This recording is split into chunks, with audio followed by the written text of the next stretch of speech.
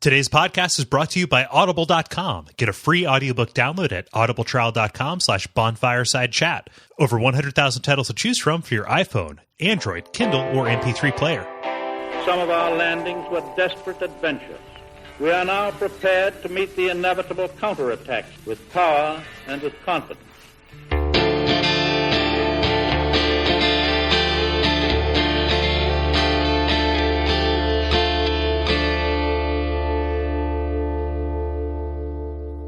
My name is Gary Butterfield. My name is Kole Ross. My name is Tyler Crumrine. And you're listening to Bonfireside Chat, an Undead favorite. And this week we are talking about the Undead Parish and the Lower Burg. Yes. And as you just heard, Tyler Crumrine is here to join us. Tyler, tell us a little bit about yourself and what you do. Hey, you may remember me from such hit reality shows as Tied to a Bear and Surprise, you're getting thrown down the stairs. But actually, I'm the host of... Tyler to a Bear. Yeah, Tyler to a Bear. Heyo.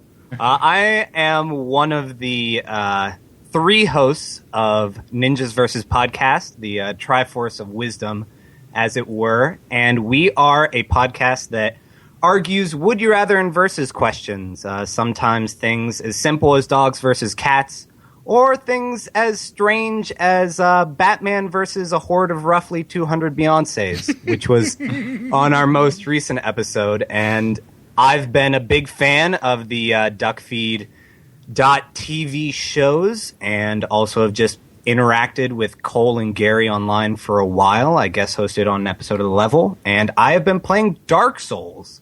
Largely on their suggestion, as many other people who have listened to their multitude of shows.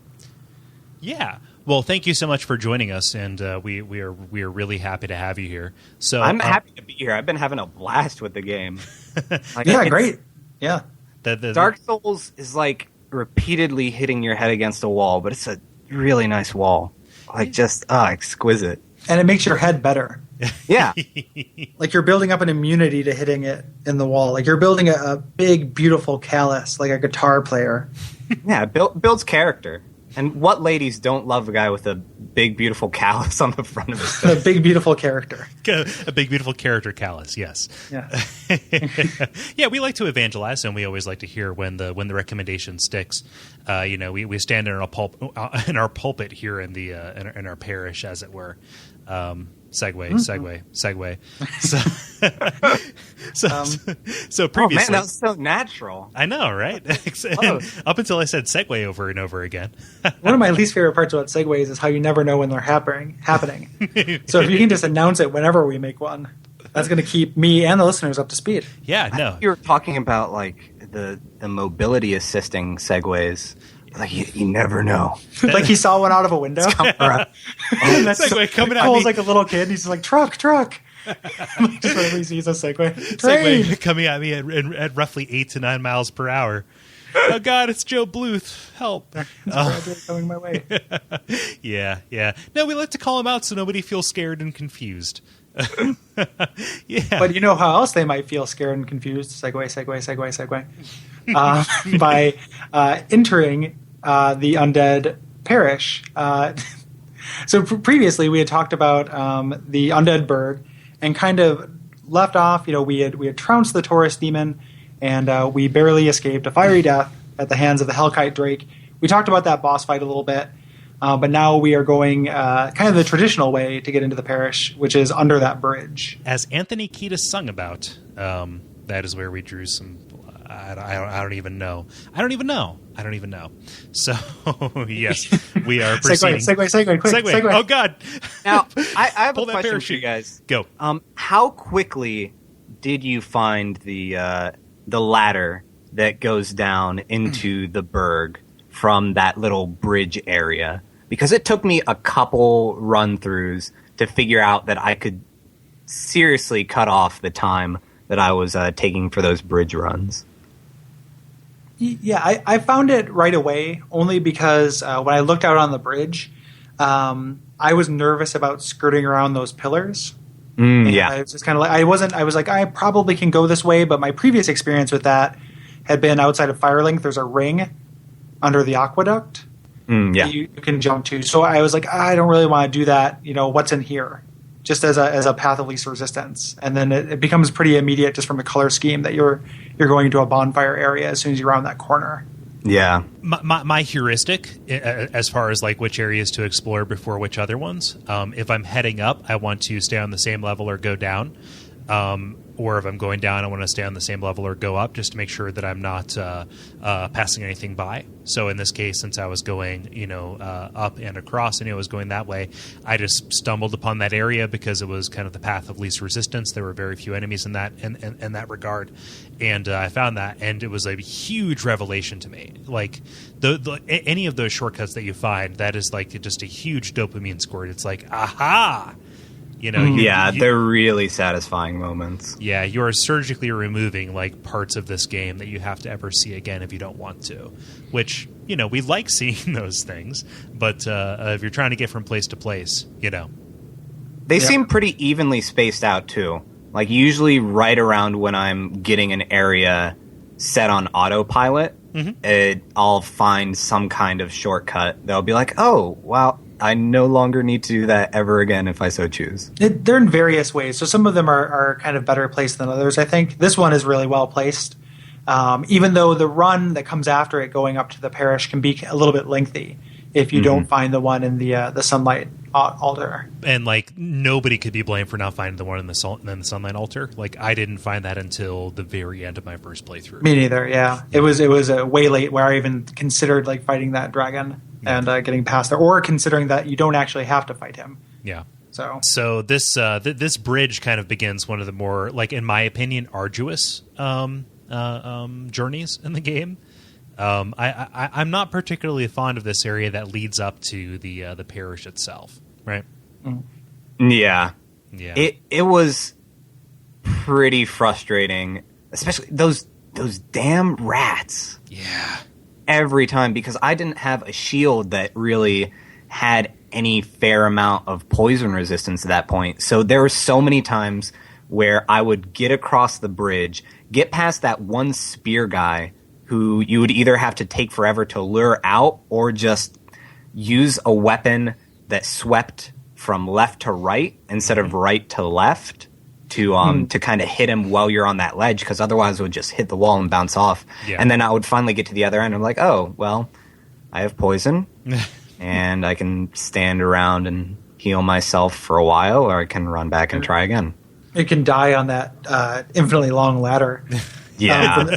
You can draw those rats out. Like this was one of the, I mean, there are a lot of early areas in the game that showed me this, but this was one of the big, importance of a bow moments for me, because you can see 2 of the 3 rats from the bridge and can do that. But it was really tedious because anytime you have to stop and shoot everything in your way, that's acceptable and fun the first couple times and then becomes really obnoxious. And that's really my only problem with the next area. Like I actually kind of like the run up to the parish, other than the fact that, it has very little, like once I've done it once, I get pretty annoyed. Yeah. The first time, like I'm into what it's trying to lay down. The rats unnerved me because it was really my first encounter with a status effect. Like, you know, when you're banging your head against the skeletons, if you don't know the right way to go, like you get bleed, but if you're not that experienced with it, it just kind of looks like regular damage, and you won't live long enough for the bleed to really affect you. With the rats, you have a chance of actually like defeating them, but then having the poison kill you afterwards. Yeah. The first rat you run into does cause poison. I think we had said that it didn't in the last episode, but I revisited him. But there's only one of them, and he's not aggressive, so you're very unlikely to get poison there. Is there a reason why some rats will run away from you and some won't? Because I've encountered a handful of different ones that, like, every once in a while they'll just kind of hide in a corner, but every once in a while they'll also be super aggressive and jump out of boxes and things. Is that like a level thing, or is it just some are programmed to be aggravated with your presence and some aren't? I think some are flagged and some aren't, because I've noticed in my runs through of the depths, I have like the same ones run for me. Yeah, it's a classic nature versus nurture debate about how some rat pups, grow up to be, musicians and doctors, and some of them grow up to be knocking over drugstores and judging, stripping contests and stuff. Yeah, some become foster parents for families of turtles, and that's fine. And some become foster children in families of turtles. And when you're picking up your kid from the scratch and dent, like you're not going to have great results. Sorry, foster children out there. Yeah. Segue. I also, this was my first big wiki moment under the bridge with the Drake sword. Yeah. Because I was having a bunch of trouble. I was getting to the parish. I kept dying over and over and over again.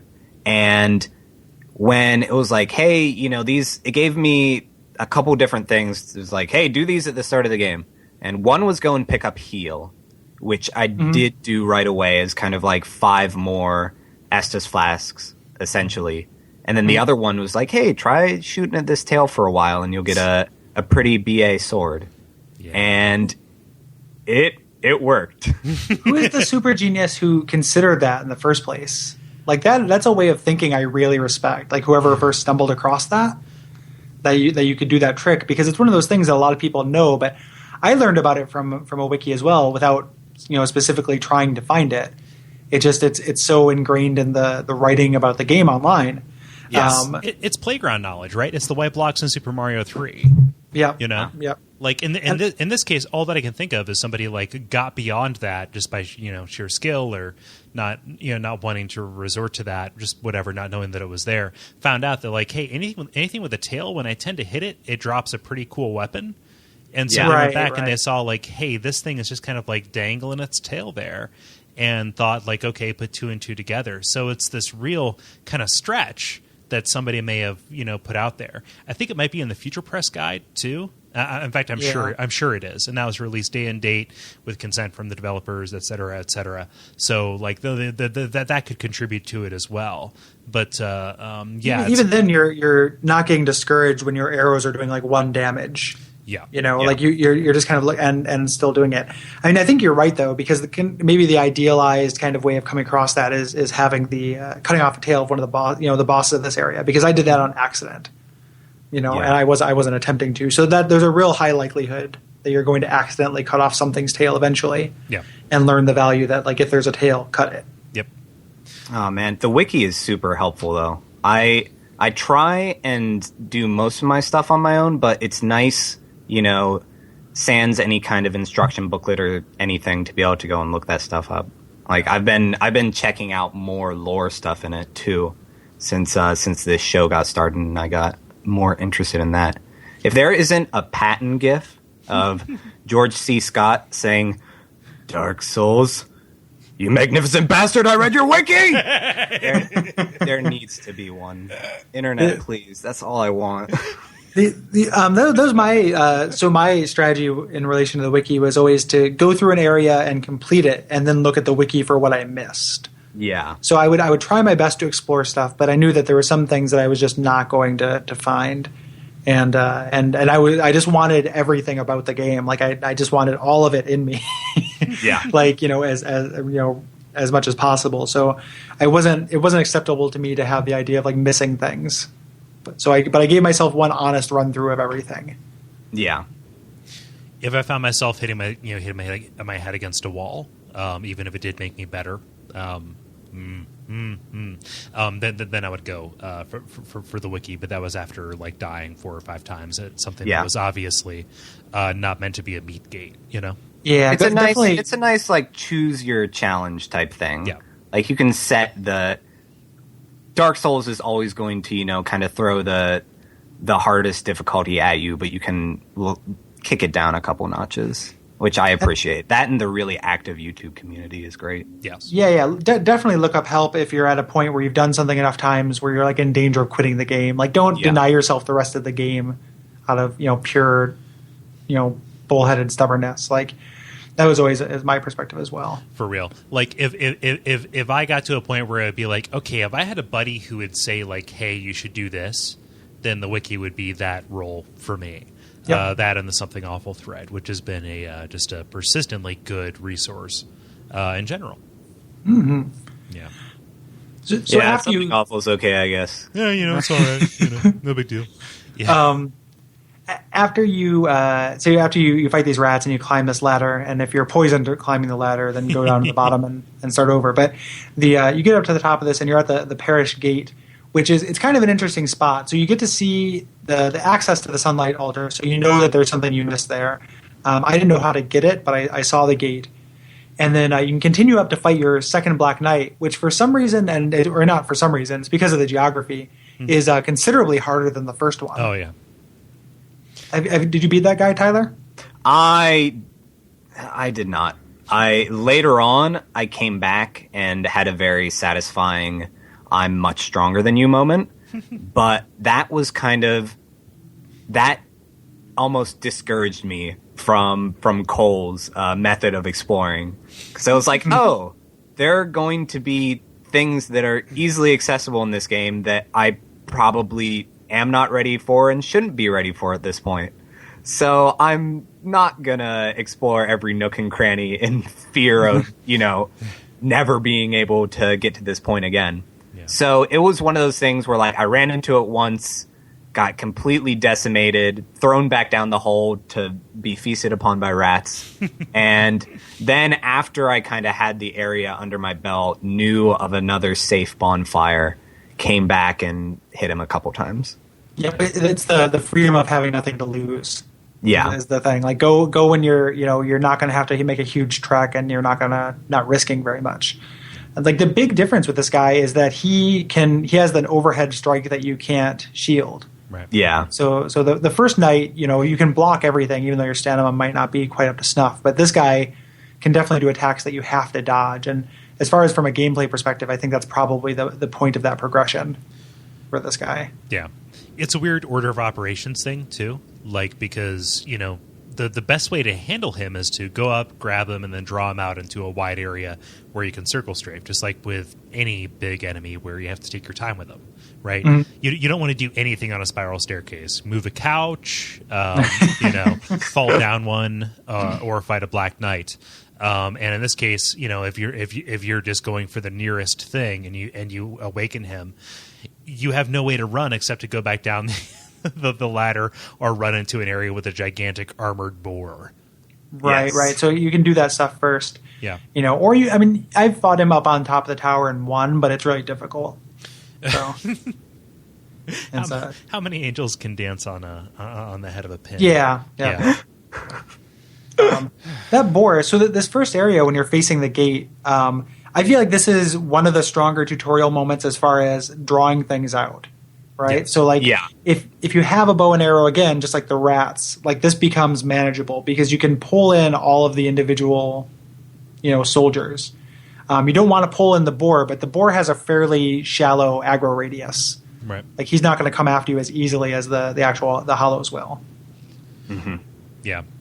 This is such a tough area. I never I wasn't canny enough to grasp that ahead of time. My first character was a sorcerer, so when I saw that walkway above him, my initial inclination is just always to get up there and hit him when he can't hit me back, right? Mm-hmm. Yeah.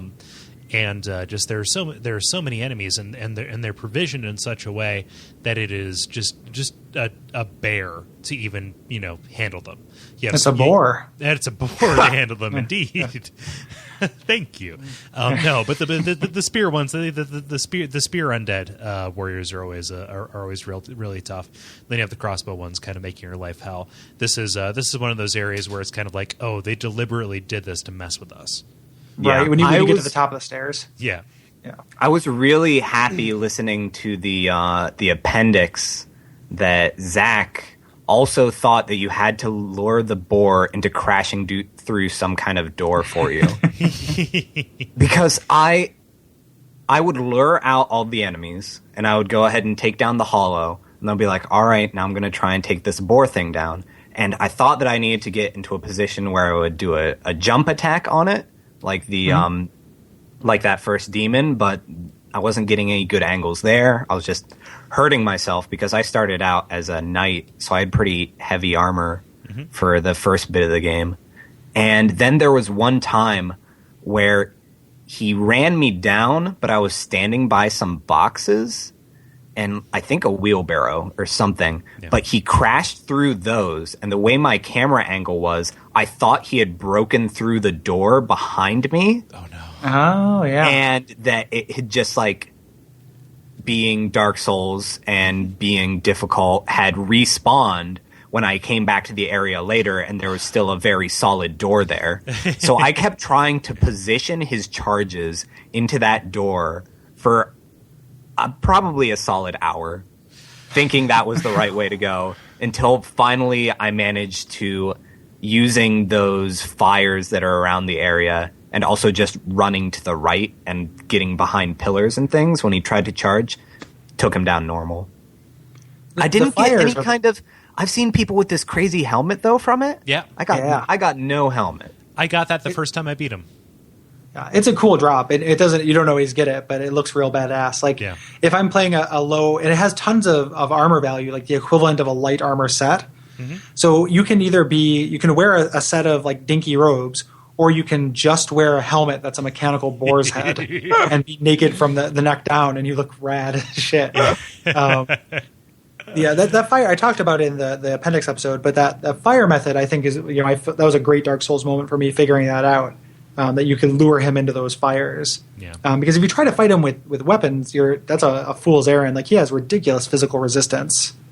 Like, even the later ones are hard that you run into because you're way more powerful, but they just shrug off swords from all angles. Like just even visually, it looks like a fucking tank.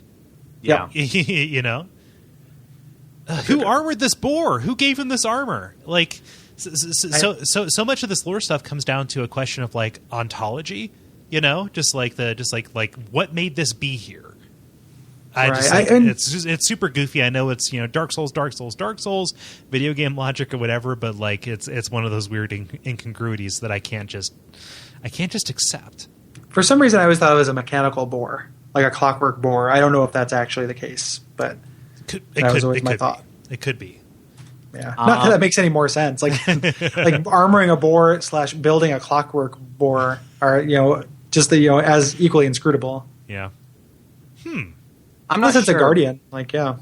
But I am really looking forward to Armored Pumbaa when they finally release Lord Renhart's Soul Drop Distance. That's going to scratch so many itches. Oh, get on it, fanfic writers. Get on it, Disney Corporation. Yeah, come on. It's not like you're doing anything else. What properties does Disney even own these days? Nothing. One of the neat things I didn't discover until watching a YouTube of it later was the fact that you can actually outrun the guy that runs to go close the gate. So if you ignore everything, run up the stairs, run past the hollows up there, and then dive off the bridge, you can get under the gate before it shuts. Wow. And skip a huge section of the parish. Yeah. And probably the most tedious part of it. With all the ladders and such, yeah. Yeah. Yeah. Oh man. And the boar is kind of like the Black Knights, and that it's a mini boss and it doesn't respawn after you kill it, but you also don't have to do anything about it.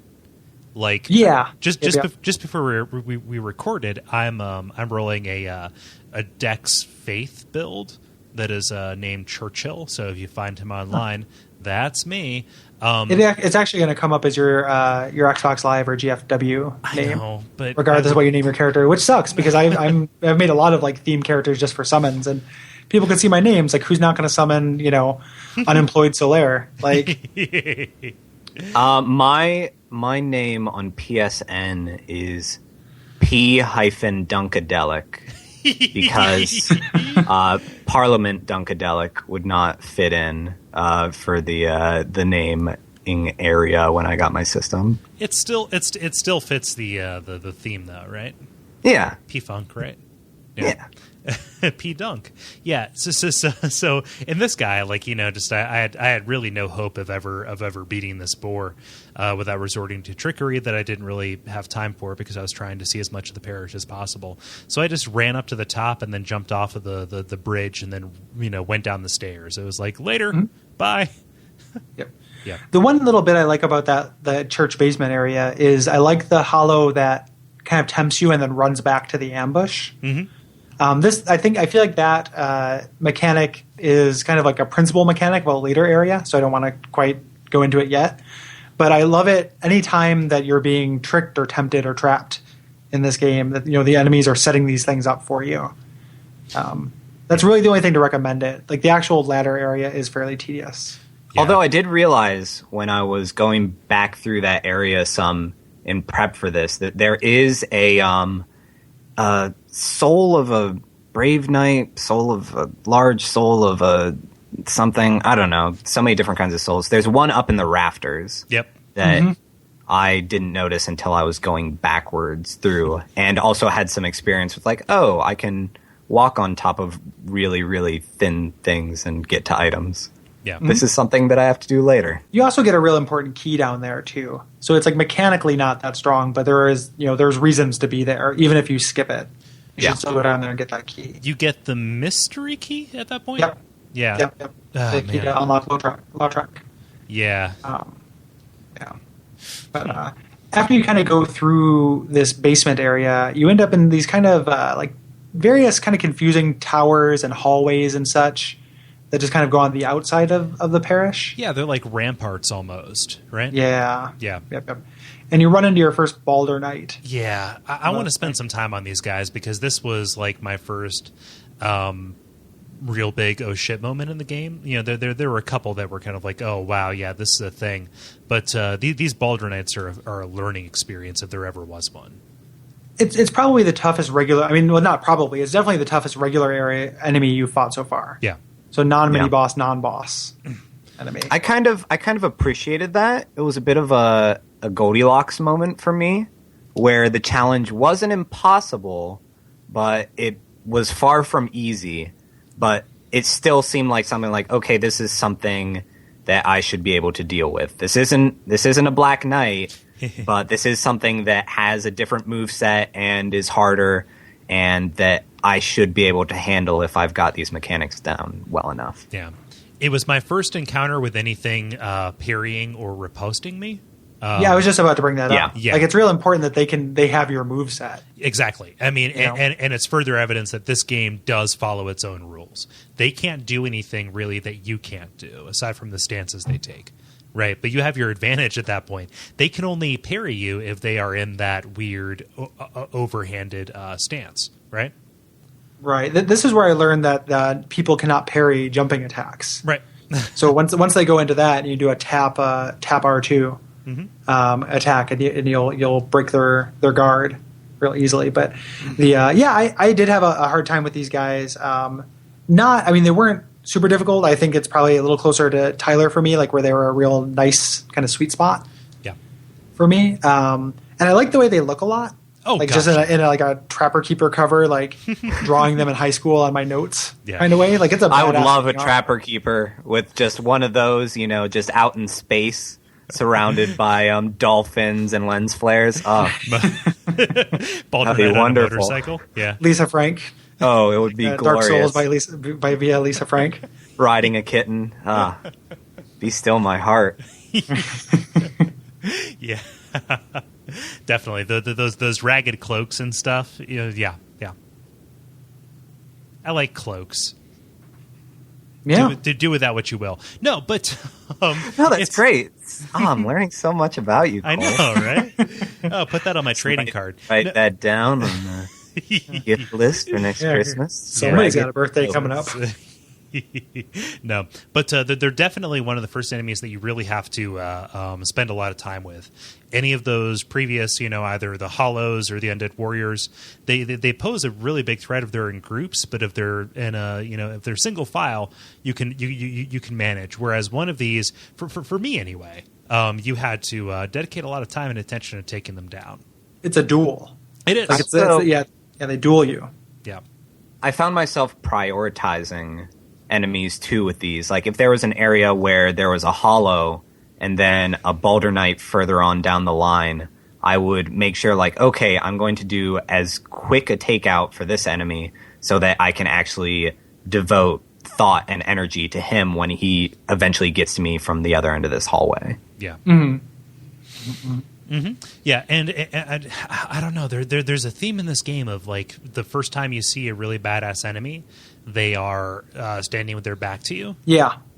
Because like when you go down that one long hallway, just kind of like, oh, that's weird. Is that an NPC? He's dressed differently. Usually the NPCs have a unique. Oh God, I'm dead. You hear the like, oh, yep, okay, done. Yeah, kind of like the Black Knights, you know. Yep. Yep. Going through this area and kind of crossing that rickety bridge, and you get to the end and you have the church to your left, and then that hallway to your Real right, which. quick, before we go past this bridge, I have a question. Okay. What's a bridge? Does that bridge ever break on you? No. Because when my first time I approached it, there was a message written on part of the bridge that said, "Try jumping." And I right away assumed, like, oh, if I walk into this middle of the bridge, it's going to fall apart and I'm going to die and I'm going to lose all these souls. So I got really worked up and nervous and ran and jumped over just the little middle part of the bridge and got on the other side. And there was another message written that said, "I made it." So I assumed that this bridge actually broke and that, there were people who had been frustrated by this jump before and were, so glad that they finally made it to the other side. So every single time I have ran over that bridge, I have always jumped over the middle of it just because I assumed it would break on me. And I guess that was all for naught. Do you guys remember the door on the second floor of the mansion in Resident Evil where you could only go through it a certain number of times before it broke? Vaguely, yes. Yes, that is a thing. Tyler, you have stumbled across something that I think would make this game even more Dark Souls-y. You can only cross this bridge 3 or 4 times before it just falls out, and then you need to find the other way around it. Right? That would be excruciating. I know. Don't listen to developers of Dark Souls 2. I'm always paranoid of those messages, though, that I don't know if they're actually giving me constructive feedback or if it's somebody just effing with me. Jumping is almost always somebody trying to kill you. Yeah. This is definitely a digression, but one of I'm playing through Demon Souls, and a lot of the message structure and stuff kind of got its start there. And there's actually a message macro for beware of false messages. So if you see a message that is trying to fool people, you can kind of reverse troll it too. So you can downgrade or kind of warn of messages that are traps, or you can warn of messages that actually lead to treasure and stuff. So you can't really trust anybody in these games. I have seen one that was try jumping, and shortly before it there was another message that said beware of liar. Yeah. So that can happen, and some of the try jumpings actually work. Yeah. But it's pretty rare, and they give you an item to ameliorate that. Eventually, you can buy those prism stones. Yeah. So that bridge doesn't fall down, but if you proceed beyond it, you have kind of 2 ways to go. Right, to your left you have the parish, to your right you have this this tower. I remember my first venture through this. I was so discouraged by the Baldur Knights that I decided to just make a break for it and think that, hey, maybe eventually I'll find a bonfire if I just keep running. No souls, nothing to lose. Just keep going and find something. And I eventually made my way to the bonfire that's in the tower next to the blacksmith. So that ended up working out in a way that later attempts at that wouldn't. The problem, or not the problem, I guess, but the way that's laid out. So I didn't want to go to the right because it's a big, imposing looking tower, and I thought it was a new area. And I'm attentive enough to where I want to explore one area at a time. The only thing that made that work for me were the fact that there were tons of orange messages that said "try right" and blacksmith ahead and bonfire ahead. Were the only things that helped me. If you're playing this offline, I imagine you might go into the church, and if you don't unlock that shortcut, God help you when you die on the gargoyles and you have to run back from the bridge. Yeah. Ugh. Wow. Ugh. Oh man, yikes. I am taking my collar and I'm pulling it so I can let out some imaginary heat at that. This is one of the most useful bonfires in the game, since it serves as a hub for 3 areas. Yeah. Yeah. Like there's I don't think there's another bonfire that is quite this utilitarian except other than Firelink.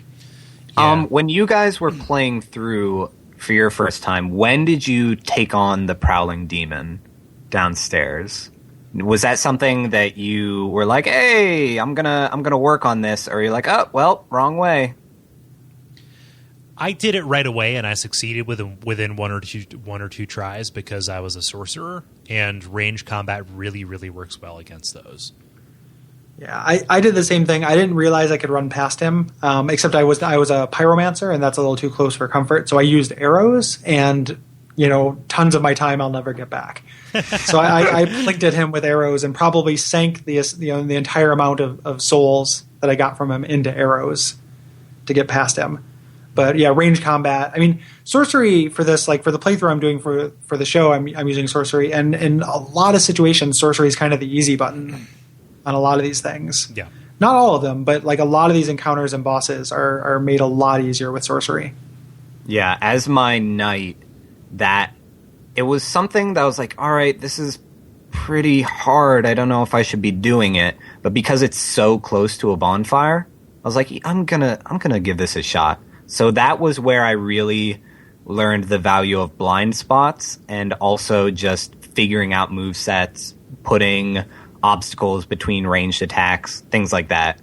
Like, it took me a good while, but it was a nice payoff when I finally, figured the enemy out enough that I was able to do it. Are you fat rolling, Tyler? Or have you upgraded to medium roll, like when you do a roll? I started out with fat rolling, so wasn't doing a ton of it, but it was after this. It was in the depths when I stopped kind of upgrading my given armor and really invested in some new stuff that was a lot lighter. And it was like training with weights on and then having them removed. I felt so mobile that I was, circling behind everything and diving out of the way. And since then, I've had some similar moments where I've switched to heavier armor and been really pleased with how much less damage I've taken. Yeah. But yeah, I didn't get into rolling until a little bit later. Yeah, fat roll is excruciating, yeah. And like meleeing this demon would be. I could see that being really, really tough. Yeah. Without good mobility. You're advantaged by having learned to do both, honestly. Yeah. Just because there are some enemies where roll, like, it does well, but it doesn't do as well as just like, armoring up and getting enough stability to, be able to poise your way through any of their attacks and just kind of grinning and bearing it. Yeah. So knowing when to accept that you just have to put on Havel's set and go for it is a nice thing sometimes. Yeah. Mm-hmm. Yeah. So you meet you can meet two NPCs here. You definitely meet Andrea Vestora, who eminent saint, like one of the most useful NPCs in the game.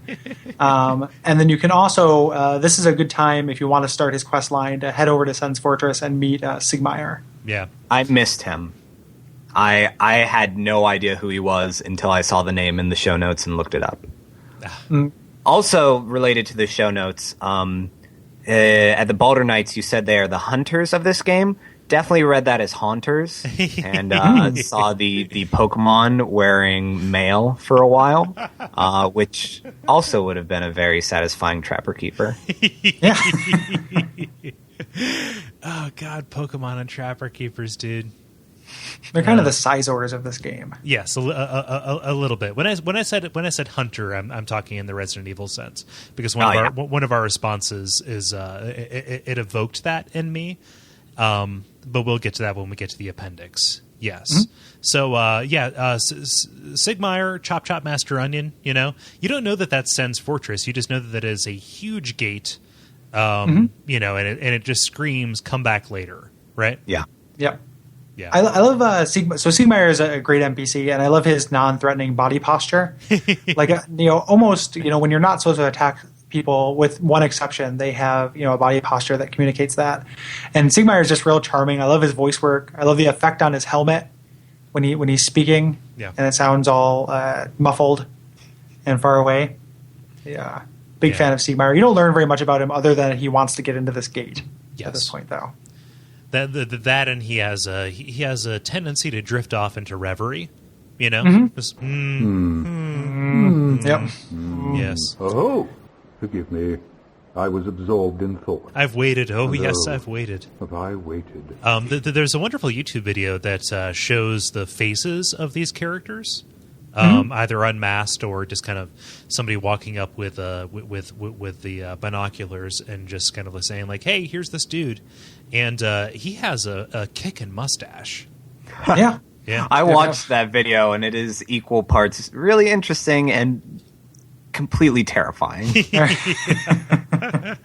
The interesting stuff about Sigmire comes a lot later, but right now he's just kind of this nice little oddity, right? Yep. An oddity. Andre is going to be. I mean, he doesn't have as much lore significance as he was supposed to. In the art book, they show there's like scenes of him opening a door for you.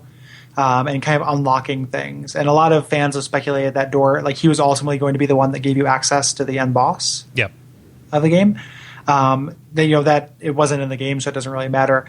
As now, though, he's just, the nicest guy in the world and crazy useful. Like you were going to use this guy. He's the most, probably the most useful blacksmith even. And you run into him first. Like the giant he's a nice blacksmith Santa Claus figure. Totally. And I get stuck in my head like this phrasing, like when you get done talking to him, where he's like, "Neither of us want to be seen to go hollow." Want to see you go hollow. Like that, like neither. Neither. Like I get that neither stuck in my head with some frequency. It's kind of like a sling blade by way of like a pirate sling blade, pirate sling blade blacksmith. And part of his lilt evokes the Resident Evil 4. What are you buying? What are you selling? In me, only just like a lot more friendly grandpa. It's him because in his you old see age. him so often that he starts to develop these patterns that you hear over and over again. Oh yeah. I need to get Andre's children to adopt me. so that he can be your granddad. Yep. This is my adopted grandson, Gary. This is Gary. That's a mighty fine ember you got there.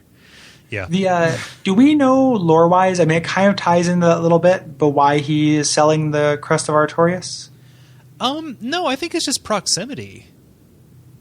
Okay. Like really, it's just he's the most convenient person to buy that from, right? Gameplay-wise, for sure, but lore-wise, I think like that's an unclosed loop. Yeah. Why he might have that. I have no the only way that I would say that would make sense would be not Artorias. God, Astora is really heavily associated with the Way of White, and since Artorias was one of Gwyn's most trusted confidants, it would make sense that somebody from Astora would seek out that relic, and be really interested in kind of the fate of this knight that kind of went missing and kind of fell from grace, right? Yep, that's definitely as good an idea as any. Yeah. One of the things that his having that for sale did to me, though, was after I beat the parish boss and I got all the souls from that, I held on to him. It was like, oh, he has this really expensive item. I bet I need it. So I went and I spent a good chunk of my souls on that, and was like, well, it says that it opens a thing in a place, and went there and was not it already. I was like, Dark Souls. Yeah. What are you doing to me? Why did this guy have this thing? At that point, that's like 6 or 7 level ups. Yeah. He's far away. Or the soul cost. Yeah. Oh god. And it's about 6 or 7 levels down the road when you should be even considering going there. That's a tough area that unlocks. Yeah. But instead, let's perchance say you went left.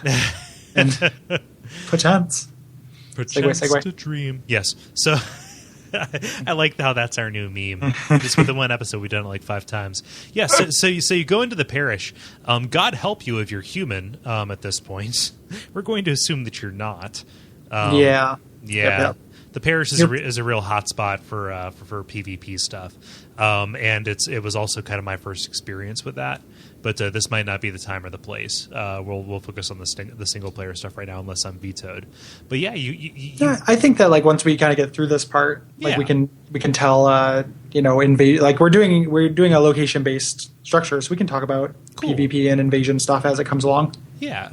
So you walk into this parish, into this cathedral, really, and to your right you have this gigantic iron knight that is guarding a big shiny item in the apse of this cathedral, and then to the left you have some pews, and you've got more Baldur knights. Mm-hmm. But if you're smart, you run straight, and you unlock one of the more useful shortcuts in the game. And one of that shortcut unlocks one of the weirder and more obtuse, location bits of the game. Yeah. But really goes back to Firelink. Yeah. So which is going to be, that's a great, really good bonfire because it's pre-kindled. You get 10 from there, and that's a good bonfire to use for your excursions into the parish. Yeah, and if we didn't mention it before, any NPCs that you find, excepting Andre and a couple of other, basically any of the blacksmiths, they will eventually go back to Firelink. So anything that gets you there quicker is a good thing. Mm-hmm.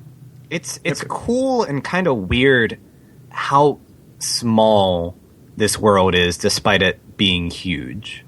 Like that, these shortcuts really do kind of show you how interconnected everything is. There's a wonderful YouTube video that was put up on the Facebook group, I believe by Will Owens, but I forget. It was Will. It was Will. Yep. Of somebody who Where made there's will, there's a way. Yes, of somebody who used a tool to like view the collision data from the game, to specifically the PC version, to see how everything was interconnected, and just kind of like flying around and like looking and saying like, yes, this is this really cohesive, like intertwined, entangled world that doubles back on itself a lot of times, and it's basically a big column, right? Mm-hmm. Yeah. Yep. That'll be in the show notes. The other thing that contributes to it is how small it feels, and we've talked this. We won't harp this up every episode, but on later playthroughs. So like if you play this again, Tyler, you will be amazed at how small these areas feel when you're not creeping forward with your shield up. Yeah. Okay. Definitely getting that even just running back through these areas now that I know them like the back of my hand. Just realizing like I can't believe I almost quit on this area. It's it takes like 2 minutes. Knowledge is a shrink ray. Yeah, I can get to the gargoyles in like at this point, 20 minutes or so. Yeah. And my play clock at that point was probably like 7 or 8 hours. Oh yeah. So I camped out in the Burg for probably 10, 12 hours, something like that. Until I got there. Yeah. So that is a common experience. Yep. Yeah. This Tower Knight, there's not too much to this guy as far as either lore or kind of mechanically. Like he's a tough boss, he's a big heavy. There's a weird mechanical oddity where he's the only enemy in the game that you can parry but not. So somebody might correct me if I'm wrong, but I think he's the only enemy in the game you can parry but not riposte or backstab. Right. Which usually all three of those things go hand in hand. Yeah. Based on his size, he's like at this weird gray area because usually the Black Knights are the biggest enemies that you can parry. Right. Yeah. Like Havel and up. Yep. Or Havel and down. Mm-hmm. But I'm trying to situate the order I took these guys out in, because there are 2 enemies in this little immediate area that don't respawn. But can that sorcerer upstairs hit you while you're fighting him, or is that out of their range? Okay. Yeah, for sure. Like if you go in here and go a little bit to the left, you're going to start having magic missiles thrown at you. So you definitely want to draw the knight out into the courtyard area outside. That is the best way to do it. Not only because of that sorcerer, but you don't want to get any kind of Baldur Knight attention on you, because if you're focusing on this Tower Knight, they will most assuredly backstab you. Right. Yeah. Don't fight anything more than one at a time. I guess might be, we didn't come up with our thesis for this area, but that might be, as good a thing as any with this situation and with the boss. If you're like, try to avoid fighting 2 things at once, and if you do need to fight 2 things at once, get help. Another thing that I learned out in front of the parish, like down towards the gate, there's an item off to the right where if you run up and pick up the item, one of the Balder Knights will come running out of the church and attack you from behind. And that's when I first started being very wary of like checking all of my corners and like picking up items quickly and then turning around because there may be people with an eye on them or guarding them. Yeah. You have a halberd there, I think, or it's like a poleaxe or something. Yeah, it's the halberd. Yeah.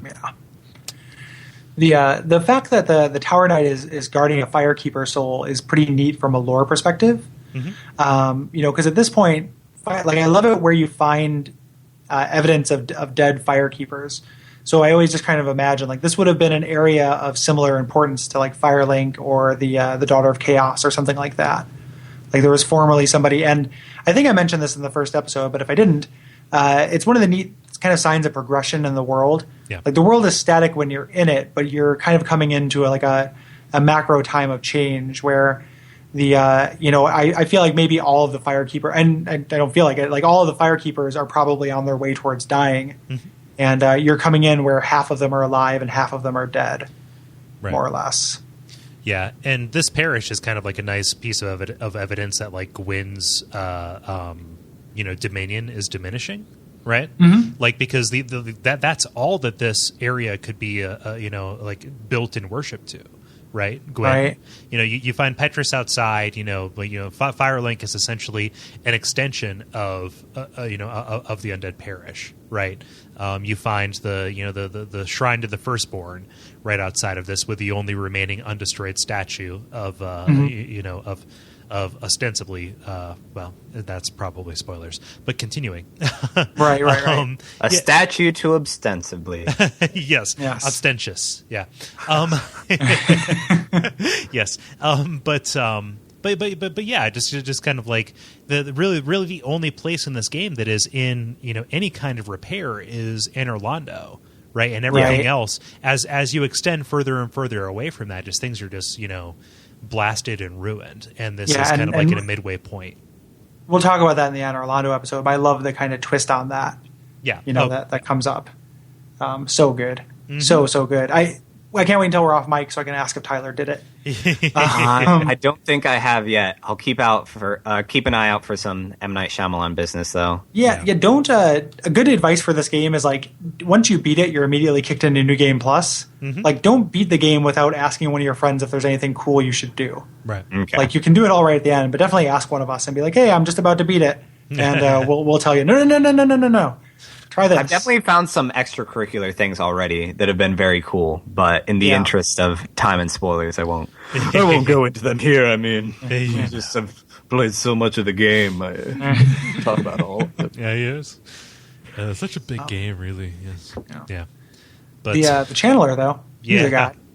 Man, so like this, I forgot how lore dense this area was, because those channelers have really, really big significance too, which doesn't become apparent until a lot later in the game. Yeah. One of the weird things this game does is like when you sometimes see something out of their element, and then you have to connect the dots backwards when you find out where those things come from. Yeah. Mostly just in relation to Sith. Yeah. I don't know if that's a spoiler or anything. We haven't talked about Sith very much lately, but you learn that these channelers are kind of agents of Sith. Yeah. And there are some other kind of watch signs for Sith, and the areas where you find those are really interesting from a lore perspective. Yeah. Sith is the big new dragon, right? Yeah. Yep. Mentioned in the intro. Yeah. Yep. His existence isn't a spoiler. His function in the plot kind of is. Okay. Right. Yeah. Because I haven't figured it out yet. Yeah. No.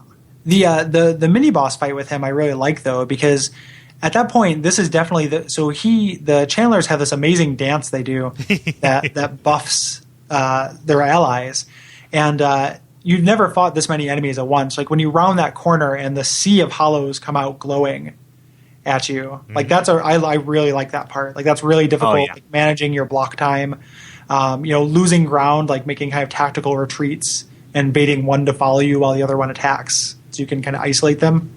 That's real cool. Yeah. This area was where I really learned the value of a moveset on a weapon, because I was rolling with the Drake sword at this point, and that has no attacks which do like a thrust. It's all really wide kind of things. So when you're in this narrow corridor, that really kind of can bone you, because you're going to be scraping up against them walls. Yeah. Whereas I learned that you can switch to basically any other sword that has a thrust attack, and you can hit 5, 6 of them at once. Right. Yeah. Right. And that's Even- where I learned how satisfying it is to collect souls from a large group of enemies all dying at the same time. That Because sounds great. It gets exponentially louder. Oh, it's so good. That's good. The channeler here is weaker than later ones. Like he's not too bad on his own if you can get him to engage in melee with Right. you. I'm pretty sure he can one-shot you, but you can block his stuff.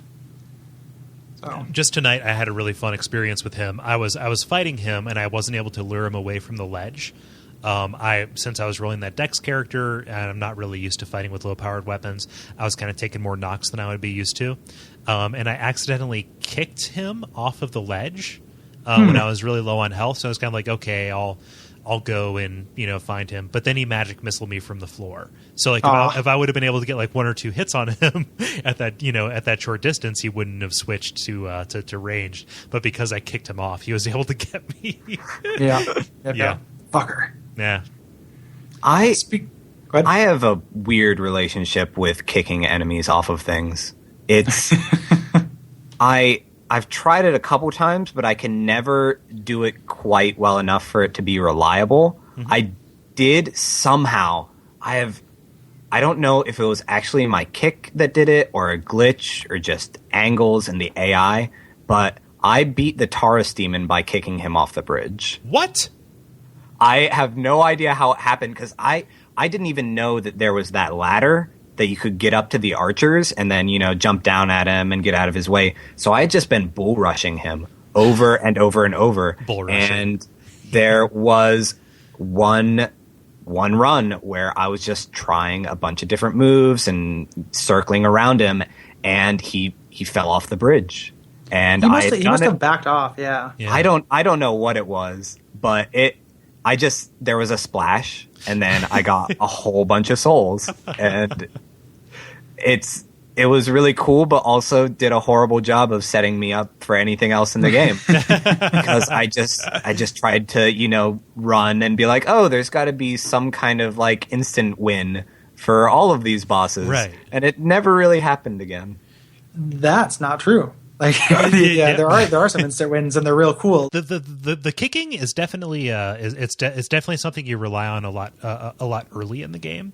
At least I find that it's weird because it puts you in a lot of situations where that is a really viable strategy. Whereas like later on, when you begin fighting enemies that are either resistant to it because of their size and their move set, or just inexplicably that the kick doesn't work on them, it kind of falls off. So it's weird that it trains you to do something that isn't valuable beyond the first third of the game. Yeah, that's true, and it never shows up in a boss fight or a way to there are a couple very small select areas like on the near the painted world, like the painted guardians. Yeah, I kick those guys off every once in a while. But yeah, you're right. Like it is kind of weird that they don't use that very often. It's useful in PvP to a certain extent, and insofar as anything you do can be useful when it breaks your guard and puts you open. There have been times where it's been invaluable, and there have been other times where I am just immediately taken down by somebody by even attempting to waste frames by doing it. So right. Yeah. Cool. Do you want to segue us back in via Lore Trek? Give us an edible segue. It's funny since we're talking about people that you can kick. That's later though. We don't want to spoil too much about him because he's real good. So you get to the top of this, to the top of this parish, and if you're going one way, you're going to find the fog door and go to the gargoyle fight. But if you go the other way, you find another Balder Knight and somebody who is locked behind a prison door. He is in gold armor, and he sounds kind of like Revolver Ocelot if he was, English instead of Russian. That is my own observation. Go back and listen to it, see if you hear it. I don't want to be ridiculed for drawing that comparison. Kole had a long night of self-doubt before he brought up that comparison. Because ordinarily we just throw comparisons around like nothing, and we just assume that you can disagree with it without our permission. But Kole was anticipating getting jumped on for that, prepared like all night long. I was pacing. I called my pastor, who I haven't talked to in 20 years. No. No. Look, Pastor, you got to play Dark Souls. Yeah. There's a guy named Lautrec. Look, this is going to take a long time to explain. Here's some YouTubes. Yeah. Yeah. But if you picked up this mystery key in Ladder Hell, you can unlock him, and his muscles are atrophied, and he's just kind of like, oh, thank you so much for rescuing me. I will reward you, but later. And he definitely sounds like a total cock. It started a long line of NPCs that I was just really tired of these mofos laughing at me. It seems like 4 out of every 5 NPCs you encounter for a good while are just yucking it up at your expense. And you're like, I don't know what's going on. I don't know if I'm actually good at this game yet. Please stop rubbing it in my face. And it's always this surreal, dreamlike David Lynch laughter that's not at you in particular. It's just at the cosmos. Yep. Yeah. Yep. I'll return to my work. Hey, hey, hey, hey, hey. Oh, you're no hollow. Yeah. There's nothing creepy about Solaire. No. Like he sounds like I want Solaire to be Andre of Astora's son, so I can get Solaire to adopt me, and then have Solaire be my dad, and Andre of Astora be my grandpa. Son dad. So when do we want to talk about Lautrec? Like when is a good time in the episode to get into him? God, it's weird because his quest spans a large part of the game, right? The big defining incident, though, might be as good a time now as any, and I know it gets brought up in the appendix. Yeah. So if people aren't prepared for it now, they're going to hear it next week. Right. Do you want to tackle Lautrec and then do the second part of it? When that comes up. Yes, let us try doing it. Okay. I love a challenge. I don't exactly know how we can fail at it. I have yet to see this guy again, so I'm going to be no help. But I'm curious to hear because this son of a bitch. I want to know what his mission is. Okay, so it's kind of a spoiler, but if it hasn't happened yet, it probably won't for you. So, Lautrec, when you unleash him and he goes back to Firelink and he suspiciously sets up camp right outside of the Firekeeper there, and he gives you your another clue that he's a real shitheel other than his villain voice, is that the item he gives you is a sunlight medal, which is an item you get for cooperating with people. Mm-hmm. So it's not, or for like being summoned for this certain covenant. And he makes no notice of being in that covenant.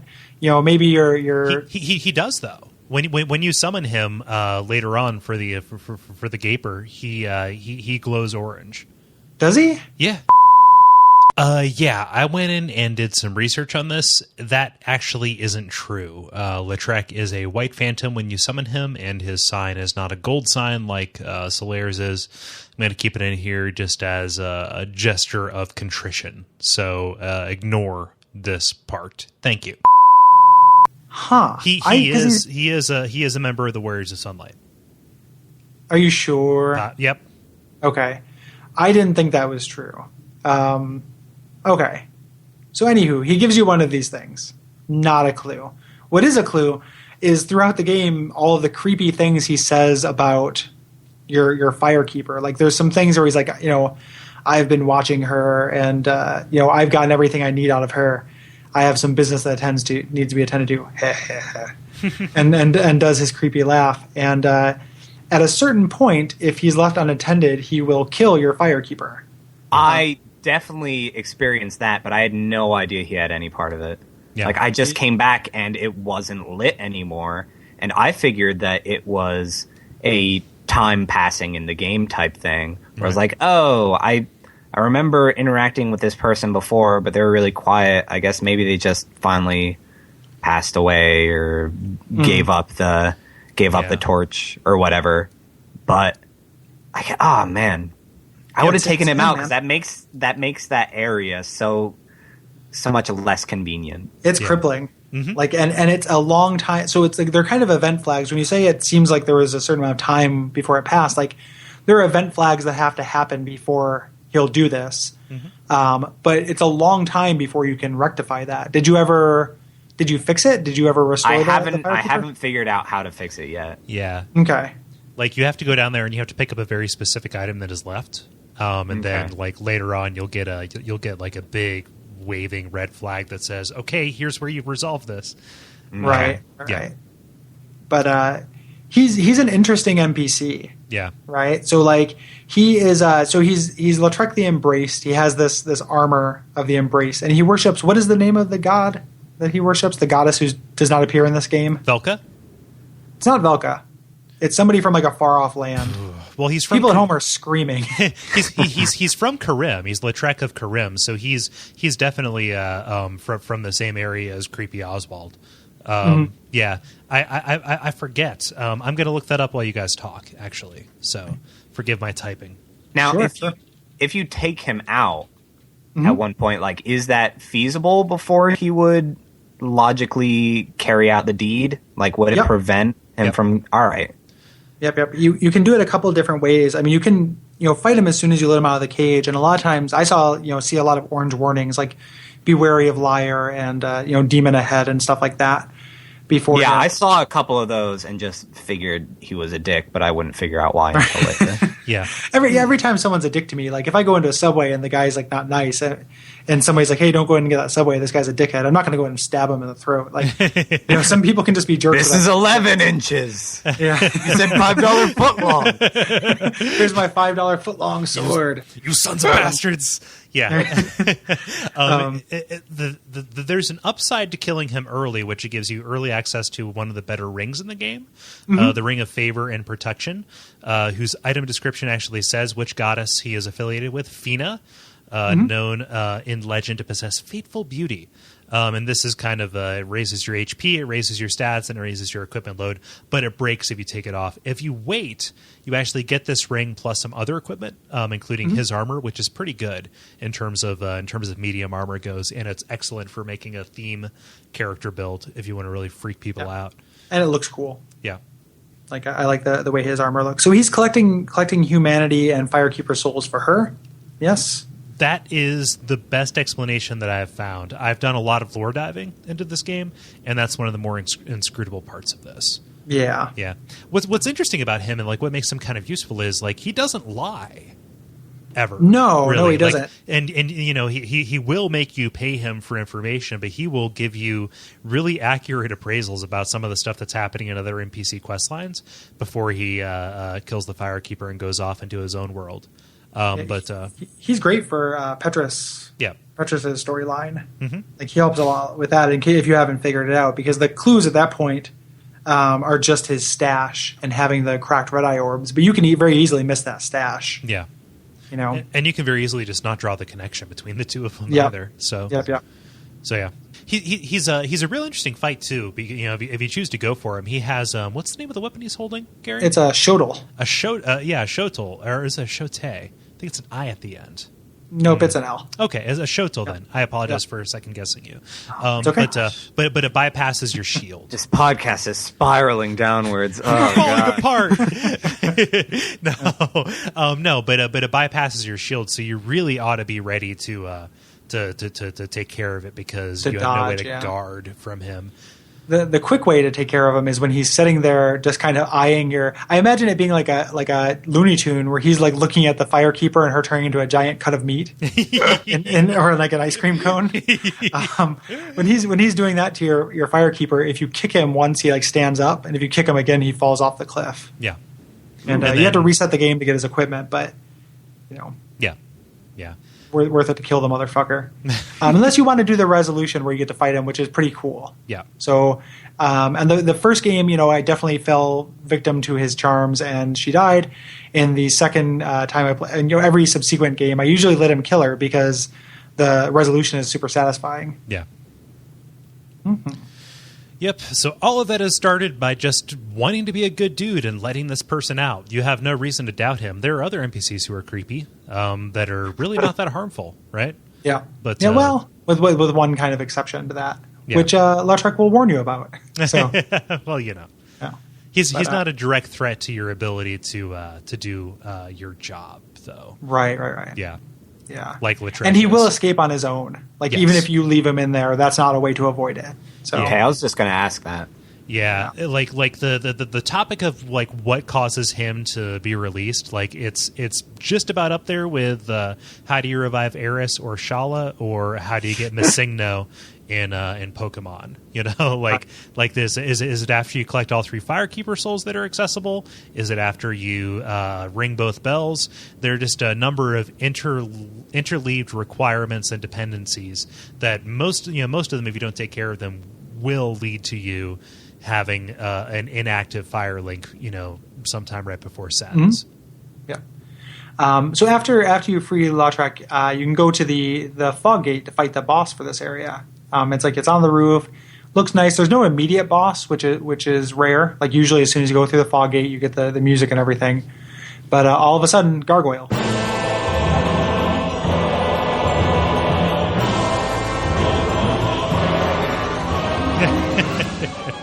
Yes. And this is an excellent venue for a fight. You're at the highest point in the game that you can see. Like, it's visible from Firelink. You can see up to that wall, but you have no idea what would be up there. So you're on top of the world as you know it right now. And you're looking down on basically all creation. And then this boss comes down. Interesting bit of trivia. Originally, this fight was supposed to be the flame centipede from later on. Oh, I think I read that somewhere. Which, if he operated the same way, that would be a nightmare. Yeah, for real, right? Up here, like he just takes up too much space for that. Mm-hmm. And it's also I don't really like that boss fight. Like I feel like that boss fight doesn't teach you anything, and this one does. Yes, which is expect the unexpected, because the first one really manageable, right? Like, just, it's pretty much a straight up get in close, get behind him, attack the back, protect your neck, any of those kind of things, and then once you get him down to half health, his buddy comes. Mm-hmm. Who breathes fire, and makes large portions of the battlefield uninhabitable. Mm-hmm. Yeah, so it's definitely a matter of so things quickly get compounded or even squared, really, when this new guy comes in, and the right thing to do would be to just continue whittling away the first one and then go after the second one, because the second one by himself not that hard, right? No. Yeah. Does the second one have less health? I remember he starts with half health. Because I just took out the first one and then continued to run around and stay out of range and things like that and take out the second. Yeah. Did you end up you beat these guys without summoning help? I did, and felt pretty pleased with it. Yeah, that's an accomplishment, man. That's tough. It was a couple of tries, and I was very paranoid after beating the second one that one of those other gargoyles would come to life at any moment. Like, I was definitely expecting a Dark Souls moment when I crossed back over that bridge for another one to come alive, but thankfully that didn't happen. Yeah. Thank goodness. Yeah, for real. Yeah, this is the first opportunity for NPC co-op at the very least. This is the first boss fight after you find Solaire, and it's one of the better, one of the more active areas for co-op. Like sunbrowing. Yeah, sunbrowing, really. So and it's demonstrably like you might want to get some help for this, because when you have two things, it's better. When you're fighting two things, it's better to have two dudes on your side. Yeah. Fighting these guys with Solaire on your side, because you can summon Lautrec, but it's kind of counterintuitive. You have to go back to Firelink and meet him for a summon sign to appear. Fighting him with Solaire makes this boss fight real manageable and not too difficult at all. He's got those lightning spears that he throws and can just kind of tank forever. Like the times you summon Solaire in this game, he has so many hit points. Yeah. Like during the Centipede Demon, it's like, quit fucking standing in lava, dude. And he can just do it for forever. Yeah. Like, he's just no problem. I was definitely a victim of the poor explaining of how exactly humanity works and having to be unhollow to summon, and also the being confused by the fact that it is a one inventory item for that stone to lay down to be summoned. Oh yeah. It took me a while to really get into the co-op. Now I really appreciate it, and have done a couple bosses that I don't think I would have been able to beat otherwise. But at this point in the game, I was still very afraid of wasting things, or the one time I tried to walk around on Hollow, I got janked in the parish. So I wasn't excited about trying it again. Yeah. It's if there's one thing that we can do here, in terms of helping people, despite all of our inaccuracies, anybody who's new, like helping them understand how humanity and co-op works, that is a good thing. Like, if there's any other takeaway, that's what it needs to be. Yep. Yeah. Which we mostly talked about, I think, in episode 1. Yes. Like most in the basics one. But the real necessary. That was one of my first questions to Kole when I got the game, was like, what the fuck's this humanity? And getting summoned, like if you can get help, getting invaded isn't even that big a deal and can be fun, Like my opinions on the multiplayer aspect of this game really kind of flipped around as I played it, and now I really love it. But much like yourself, I was suspicious of it, and ended up summoning Solaire for this boss fight, but was very wary of being human because I got ganked constantly. Yeah. Otherwise. Yep, but boy, do you feel really good when you fight these guys and beat them. Yeah, the music's great. Yep. Like, just to give you a place to cut in the music if you haven't done it yet. But I like that. It sounds real good. Is this the first boss fight with a cutscene to start it? Yes, I think so. I think because that was another very cool moment. I've really appreciated all of the cutscenes so far in this game. I also like it when it actually hedges a boss instead of you just pass through the fog and it's like, oh, now I have a sword in my head. Yeah, you're talking about the next boss fight. Which we'll get to in a minute. Yeah, and the game is using that, I feel like. Like, this one starts off so slow and on your own terms, and I think that's purposely juxtaposed with the next one. Yeah. Which is the exact opposite. The cutscenes are so understated in this that I forget that they're here until I replay through and make a note of them. Like, I didn't play this game with a notebook in my lap the first time, But now that I am, I'm just kind of like, I'm really appreciating them. Yeah, they're pretty, and it has you in like high res wearing your armor, so it's like, oh, that's me. I'm part of the action. Yes, it's not like some stock thing. It's actually kind of individualized. Yeah, yeah. So mechanically, other than the fact that there's 2 of them, there's not too much to this boss fight. Right. Like they can fly, which is kind of, that doesn't come up that often, but they're just kind of doing overhead attacks that you can also block for the most part. The 2 of them is the big takeaway, and, either getting through them through stubborn determination or summoning help. This is your first major goal of the game, is to ring that bell up top. And we didn't talk about this, but throughout this whole area, you can hear, there's 2 audio clues. Like, you have the one in the note, which is real neat, is that when other players in other worlds ring the bell, you hear it in your world. Mm-hmm. The other thing, and I neglected... That's super cool. Yeah. Isn't that cool? I love incidental co-op stuff like that. Yep. Yeah. Something we didn't bring it up at the time, but I love when you are in the very beginning of this area, how those sounds from that dragon soak that whole entire area. Yep. Like the fact that he dived down unexpectedly when I first saw him, I kept expecting him to attack me in the parish because he's growling and flapping his wings and stuff the entire time. Both are really, really neat. In particular places, you can see his shadow too, which is really unnerving. Mm-hmm. Yeah. I thought that he was going to be harassing me for however long until I would eventually have to fight him. Yeah. But the fact that he just kind of stays there and also lets you farm souls on the bridge is kind of nice. Yeah. He just wants to help.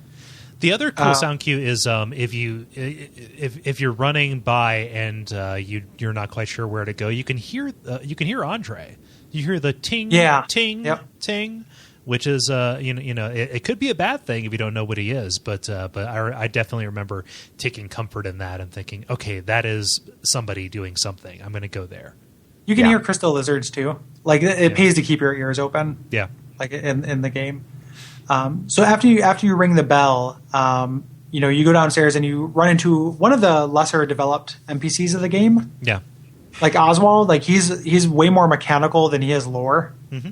I feel like, who is standing, super creepy. He's real creepy looking. Also laughs at you. also laughs at you. Like lore wise, I mean, he's from Kareem. He's a priest of Velka, who is that the goddess of justice. Who there's some lore stuff with her later, but mechanically he's mostly there like in case you fucked up. Yep. Like if you decided to stab Andre and had the forethought to run away rather than just finish him off, you can go get forgiven here for an exorbitant price. Yeah, and that price depends on your soul level. So fucking up early is definitely less severe than fucking up later. Right. Yeah. He also teaches you the "well, what is it?" gesture. Yep. Which isn't my favorite. It's like the most dickheadish one. Like I like the shrug a whole lot, but the "well, what is it?" is pretty funny. And I definitely, I don't know if you guys do this, and it's dorky and no one can see it, but I do gesture stuff when I'm playing solo. So like when I beat bosses, I either jump up in the air or I do "well, what is it?" Or if it's like super, like if it's, someone real easy, like I do the shrug, And then my other like boss ritual is everybody who said I did it, I always uprate those. Yeah. Because I was there one time too. And it's just like, good on you. I did it too. It's kind of encouraging too that you can read those even before you defeat the boss. Yeah. Yep. You'll be running through and you're like, okay, other people, this is something that's possible. Like this isn't a wall, this is a challenge. Mm-hmm. Although I wasn't as thorough, like repeatedly talking to NPCs towards the start of the game as I should have been. I am now, but I really had no idea what the whole bell thing was all about. Mm-hmm. I was just kind of doing like, okay, push through an area until something breaks and you can go on to the next one, or come to a roadblock and change your direction. And it had led me up to the roof and I was like, oh, this is a boss that I can actually beat. All right, cool. So I was like, oh man, going up to this bell, something big's going to happen. Oh, there's this bell. I can ring it. All right, cutscene. The bell's ringing. I can see the entire kingdom. That was it. I was like, okay. All right. I was like, go to Grandpa Smith's a lot. I don't know. Halfway done. And that was why I was like, oh, I should probably spend all of my souls on this really expensive thing and open this door to pain and suffering. Yeah, it's really, really hard to know where to go after this. Yeah, I went to Darkroot after this. Like, we're not discussing it in this episode of the game, but I spent, did most of what I could do there. I didn't beat Sif, but I explored it other than that. Yeah. I might have even beaten the Hydra before I did Capra. Like, I did not know to go to the lower Burg forever. Well, it's a locked door, like way back in the mist, and that dragon bridge might as well be like like an ocean. Yeah, totally. Totally. And it's not like a big, Sen's Fortress-esque gate either. It's just an unassuming wooden door. Yeah. That leads to like three, or at least one, but also a back way to another third major area of the game. Mm-hmm. So. Yeah, definitely very poorly explained. Mm-hmm. Yeah, we're going to be dipping in and out of Darkroot for a good long while. Throughout most of the game, honestly. Yeah. I ran in there and got to the door that you used the item to open. Mm-hmm. But something about Darkroot, so many paths are hidden in clear sight for me. I never once went to the right and figured out that there was a path that went downwards to like manageable type stuff. Yeah. Like for the longest time, I just kept trying to power through that area. And I actually made it to one of the bosses and it was just like, I don't think I'm supposed to be here. Yeah. Like I cannot fight any of these things. I just keep running past them. It's becoming readily apparent that I shouldn't be here. As we said at the beginning, this episode is brought to you by Audible.com. For you, our dear listeners, Audible is offering a free audiobook download with a free 30-day trial to give you the opportunity to check out their service.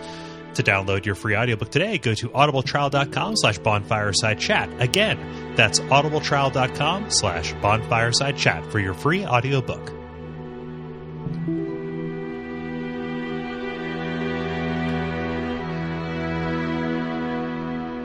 So once you figure out where to go, you find your way into another part of the Undead Burg. It's back, baby.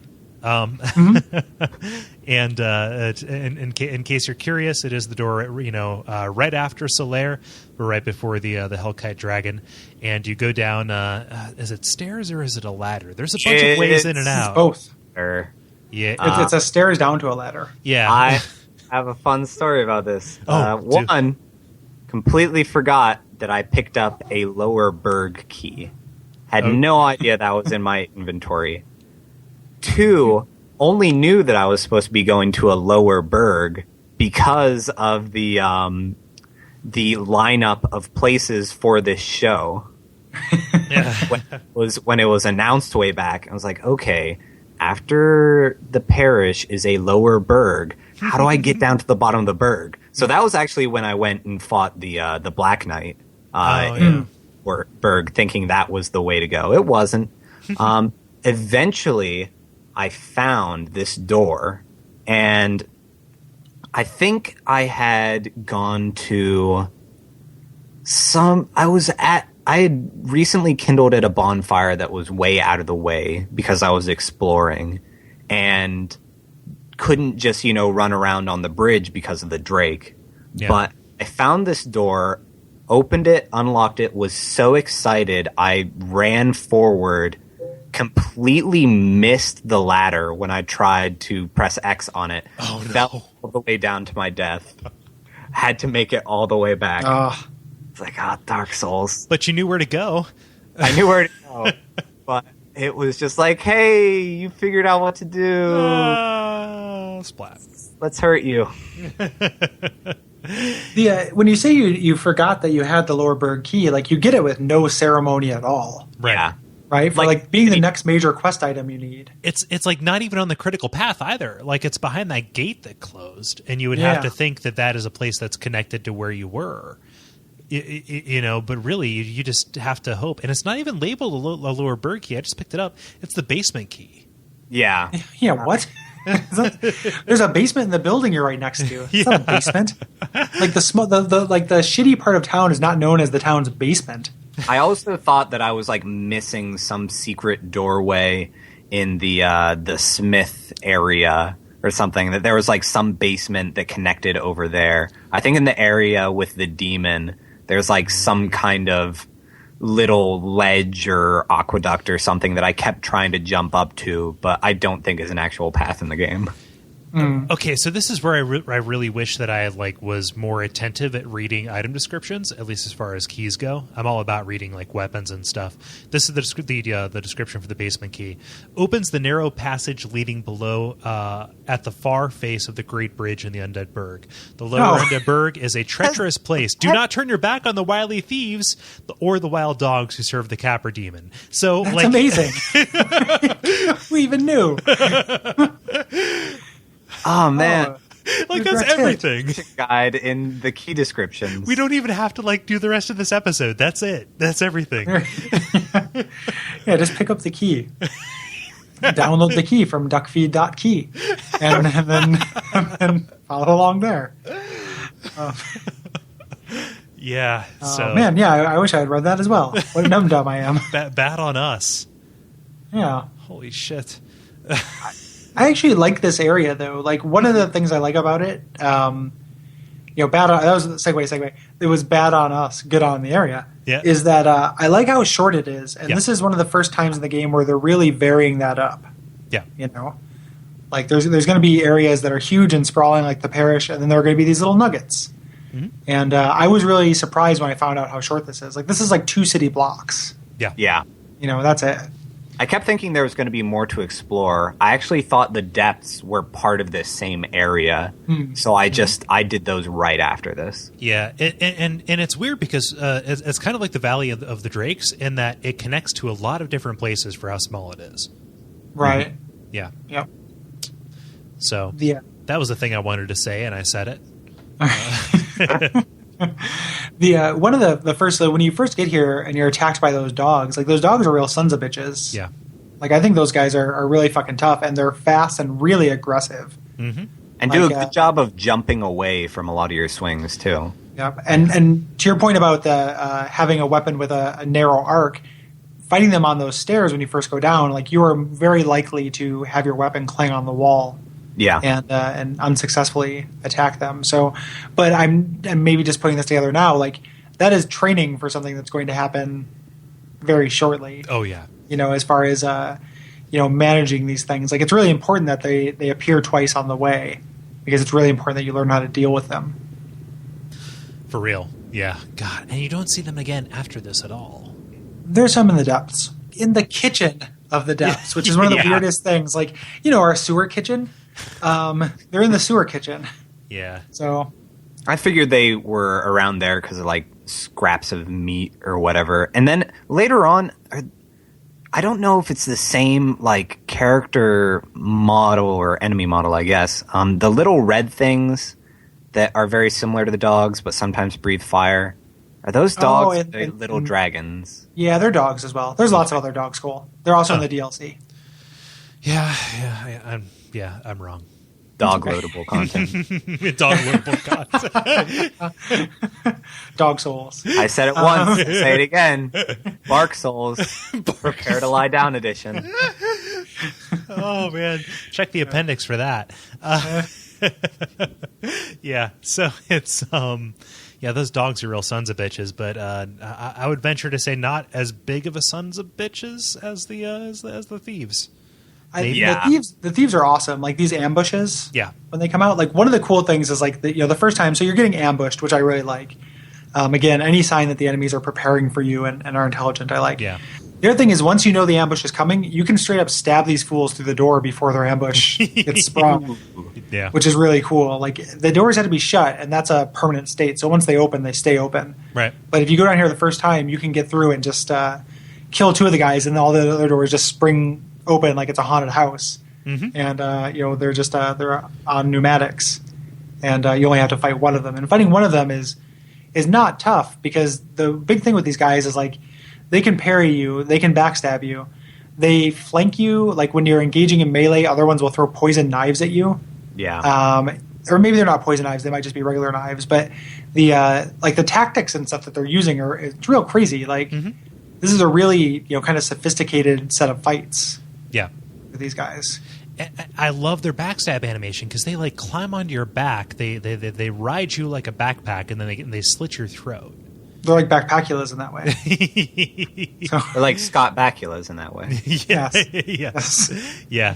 I was about to say something that would easily be disproved by later areas, but the fact that you come down here and there are torches lit, like this is an area that like that's a sign that says this is inhabited, right? So when you just see the dogs, like that should be a heads up that like, okay, there's something more going on here. Yeah, I would buy that. Yeah, that could be a thing. But like Blighttown disproves that because there are torches there and everything. So I don't quite know. There are people who live in Blighttown. That's true. Poor people. Yeah, the dregs. Yeah, Yes. It's hard. It's hard to forget. 99%. It's hard to remember that like these undead people, they're not hollow yet. They still have some kind of like semblance of intelligence left to them. Like, right. It's only the hot dog people that you find, the dredgelings or whatever, that are like truly just so far gone that they don't have any kind of like social function. This is all like speculation on my part, so it could be like baseless, but that would explain some of it, I think. Yeah, it's probably a spectrum. Like they're aggressive and insane, but not totally, because you run into hollows like who are just you'll weep against the wall rather than doing anything. Like they're like. They're non-functional at that point. Like hollows who went hollow because they lost hope versus hollows who went hollow because they just learned to love to kill. Right. Possibly, yeah. Yeah. Yep. If you are among us, though, doesn't love to kill. I mean, seriously. We have to suppress those urges. I got my license last year. If you're a sorcerer, this is a really great kind of watershed moment because you can unlock the one of two sorcery trainers. Yes. For it, Griggs. It's kind of a weird unlocking him is weird though because you have to like kind of check closed doors to see if he's kind of shouting from behind it, and you have to have the Undead Burg key, your master key, which will open every other Undead Burg key, will not open this up. This is a wonderful little lore kind of thing too, because going from last week's discussion about the parallel worlds and parallel lives that are happening here, like you free him. But you find the sorcerer set and the catalyst on a corpse in there, leading you to believe that he died in his own world, like he just like done starved to death. Yeah. Or not necessarily like I don't know, like that Griggs died. Yeah, Griggs in his world. Yeah, Griggs is the sorcerer that you would have started as. I was taking that's weird because I mean maybe that could potentially be true, but Griggs has like a backstory that's totally separate from your backstory. He does, yeah, and has motivation and stuff. So I don't think Griggs is one of the potential PCs. I think that would be if you were a sorcerer, the sorcerer died trying to get to Griggs, and that is why that set's there. Equally true. Somebody died there that wasn't there before. Yeah, like I don't think any of the other characters in the game would be like your version of you. You know, if you had made it there. Like, or at least not the ones with backstory. Yeah, that's true. I had a question. I don't know if it's in this room that there's one, or if they're just in the surrounding areas to this part of the game. But what's the deal with like corpses in barrels? What is going on with that? Like, there's an urban legend about that. If you Google there are search a bunch corpse of in them. barrel. There are a bunch of them in barrels, and they usually have items as well. Or humanity or something. Yeah. Honestly, I kind of think it is the game playing the long con and trying to get you to accidentally stab Laurentius. Like, I'm totally not kidding. Like, I think that is what it is. Like, that's other than the fact that they kind of want to hide the treasure and make you explore. Yeah. Like, it's definitely intentional that there's one guy who, from a distance, has the same color scheme as a corpse, who you should definitely not stab, and who waits like a moment before he talks. Right. So, like, I think that's really mechanically what it is. Lore-wise, I don't know. Yeah. They're pickling them and preserving them in rum. There are cannibals. Yeah. Yep. But yeah, you free Griggs, and you find out more about him later. He's really kind of intertwined with Big Hat Logan. You know, he's from Vinheim, and I've heard tell. I've read lore that he is. Word on the street is word on the street is that Griggs is sent from Vinheim to spy on all the goings on in Nordrand to find out. No, Champ, what do you think of all this magic and all this multiple worlds theory? Shiny shoes. There's a goat demon down in the lower burg. You better watch out. Yeah, but no. I just all of the. I've read that anybody from Vinheim is a spy at this point, mostly because of the kind of magic that they use, and all of their item descriptions allude to that. So there's some kind of ulterior motive that he has, but outwardly he's just there to protect Logan from himself. He's one of the blander NPCs. Like, he does not have very much in the way of a backstory, right? You know, and it's not heartbreaking when you find it out. You know, which is kind of true of the sorcery path in general. Like, I don't have that much sympathy for Big Hat Logan. You know, like, we'll talk about him eventually. So I like his story too, but he's not a tragic character like almost every other NPC you run into is. Right. Yeah, and that's where you just kind of go through two landings with these thieves that are very similar. Yeah. And then you're kind of probably like one of the, if not the first, like serious sticking point in the game. Like, I bet you a lot of people give up. Yeah. At Capra. God. I think I hate this boss fight. It's so terrible. It's the worst. It's one of the ones I was complaining about Facebook when we were going through it. It's one of the few in the game where I think it is mechanically unsound. Like, it's not just hard. I understand what it's going for. So, like, in the exact, and I didn't put this connection together, but I think it is set up to contrast with that gargoyle boss fight where you are given time to think and survey the battlefield. But this puts you in an incredibly cramped battlefield with your visibility shielded by leaves and such, and getting assaulted by just kind of a sensory overload, like a huge demon, blasting music, dogs, before you can take in your surroundings and figure out what to do, which is a cheap shot. Mm-hmm. You know, that doesn't feel fair. Like, this could have easily been like, what if you approach this area from above? Like, this was like the basement of a building, and the building had been torn down, and you just looked down and could see what was there and plan your attack. Right. Like, it wouldn't have made the boss fight trivial. It just would have made it feel more fair rather than having that kind of rush. You know. There's a lot to be said, and I think that it's more of a damnation by faint praise. The best thing about this boss fight is, if you die, you're going to die so quickly that your bloodstain will be outside of the boss arena. Most of the time, yeah. Yeah. Not always, but it can definitely happen the other way. It's also something where, like, once you figure it out, like, so the trick to this boss fight is against the dogs. Yeah. Like, once you can kill the dogs, Capra is not a big deal. And there's a way built into the level to kind of cheese him. If you just want to one-on-one him, if you manage your stamina well enough, you can do that. The dogs are the threat. You know, and there's some tricks around that. Like, if you come in here, it's very difficult to get it before this, but if you go back, so if you free Griggs, you can kill him and get the slumbering dragon crest ring from him. And if you go in here with that on, you don't make any noise and the dogs don't aggro, giving you like a bunch of time and making it a lot easier to get past them and get to the stairs. Yeah. But I died 1,000 fucking times on this guy. Yeah. Like just getting caught up on dogs. You know? My game plan with this, I don't know if it was the right way to do it or not, is I would try and take out the dogs as quickly as possible. And then I would generally do that by running to the right, because if I got lucky, there would be a pillar or something that would make his first attack or so a little bit harder to hit me. And then I would just alternate running up the stairs and trying to hit him a couple times, and then running to the opposite side of the room and just giving him the runaround. Yeah. Yeah. And then that's essentially what you can do. You can also run up the stairs and go to the right, the little top of the doorway, and just block. And eventually he will fall off, and you can kind of do a jump stab. I didn't really. Yeah, the first like several bosses of this game are very jump stab heavy. You can do that, but just getting past the dogs is so getting to those stairs is usually essential for that. Because the nice thing about Capra at the very least is those dogs. We discussed them before. They're really fast and really aggressive. If you can get somewhere, the dogs will get to you before Capra does. Yeah. So. Yeah. Yeah. And go ahead. Go ahead. No, go ahead. No, I insist. Go ahead. No, I was going to say that like the most rewarding thing is like any time after the first time you beat him, you will know what to do. Just like with most other things. But when I was going back through on my Soul Level 1 run, I beat him first go. Yeah, I beat him first go a couple of times. My friend Derek, who is a fucking weirdo savant of this game, who like certain things that are impossible for me are really easy for him, and vice versa. First tried him, and I was like, how'd you? He's just like, I just rolled around a lot, and he's fat rolling, like he's committing to fat rolling for the game. So I have no idea how that worked. Yeah, like just this chubby monster, just kind of like around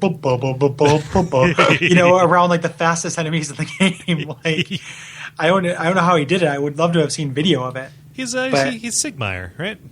Yeah, I was trying to get him to use Sigmire's armor if he was going to keep with that roll, but he won't do it. Oh, too bad.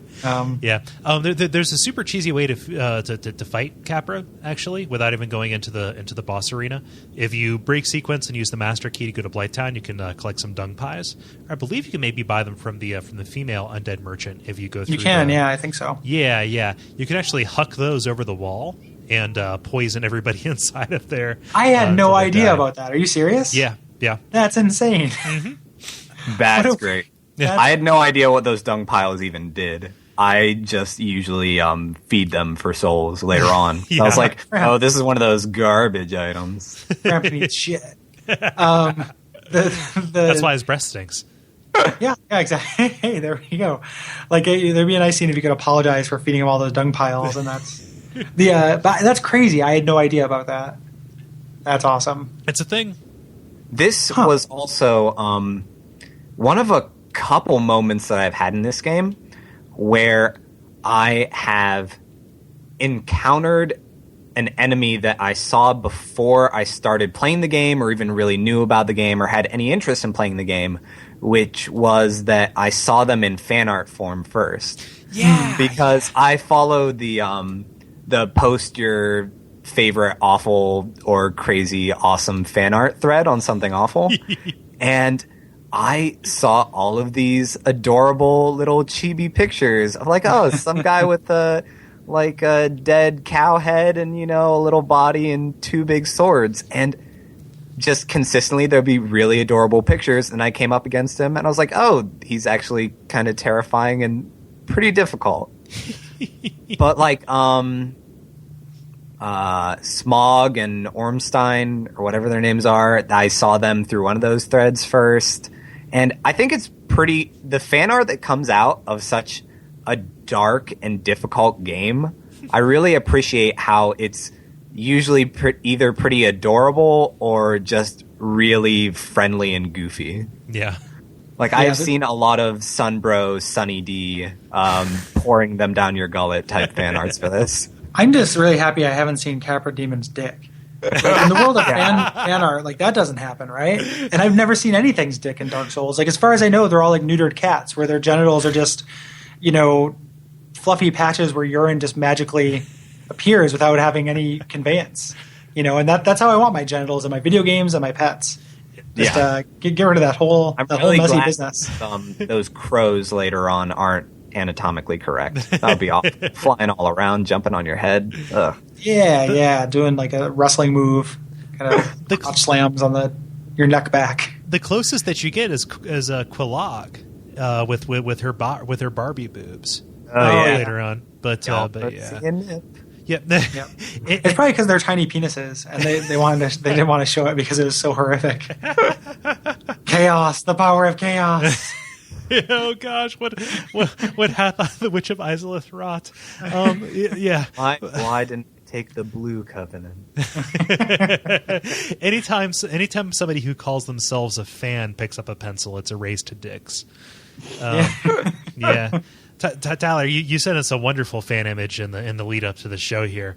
That was great. I found that just in prepping some.